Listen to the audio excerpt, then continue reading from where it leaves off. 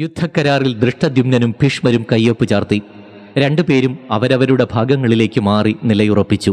കുരുക്ഷേത്രഭൂമിയിൽ വാദ്യഘോഷങ്ങളും ശംഖധ്വനികളും അട്ടഹാസങ്ങളും നിരന്തരം മുഴങ്ങുന്നു. ആ സമയത്ത് വേദവ്യാസ മഹർഷി അവിടെ എത്തി. അദ്ദേഹം ഇരുഭാഗത്തുമുള്ള സൈന്യങ്ങളെയെല്ലാം നോക്കിക്കാണുന്നു. പിന്നീട് ധൃതരാഷ്ട്രരുടെ അരികിലേക്ക് നടന്നു. തൻ്റെ പുത്രന്മാർക്ക് സംഭവിക്കുവാൻ പോകുന്ന ദുരന്തങ്ങളെപ്പറ്റി ഓർത്ത് ധൃതരാഷ്ട്രർ ദുഃഖിതനായി ഇരിക്കുന്നു. അദ്ദേഹത്തെ സമാധാനിപ്പിച്ചുകൊണ്ട് വ്യാസൻ ഇപ്രകാരം പറഞ്ഞു: രാജാവേ, ഇനിയിപ്പോൾ വ്യസനിച്ചിട്ട് കാര്യമില്ല. ഒന്നും ആലോചിച്ച് ഇനി ദുഃഖിക്കേണ്ടതില്ല. അങ്ങയ്ക്ക് യുദ്ധം നേരിട്ട് കാണണമെന്നുണ്ടെങ്കിൽ അങ്ങയ്ക്ക് കാഴ്ചശക്തി ഞാൻ നൽകാം.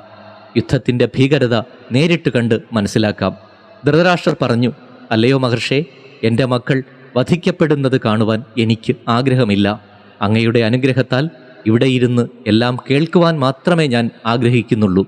യുദ്ധം നേരിട്ട് കാണുവാനുള്ള കരുത്ത് എനിക്കില്ല.